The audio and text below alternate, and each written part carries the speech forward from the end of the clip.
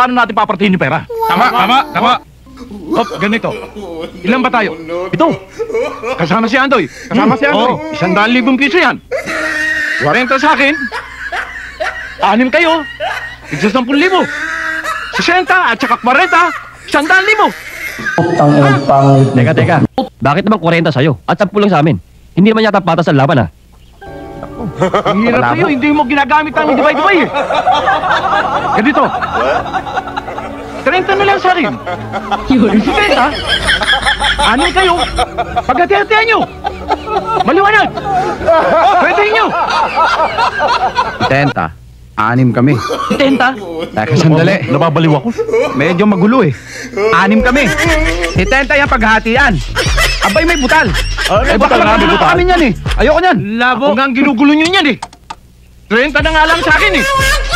Ngayon, yung butal, sa akin na rin, para wala nang usapan. Huwag payag ako dyan. Isa ring ugok. Putang ina yung mga hindot kayo.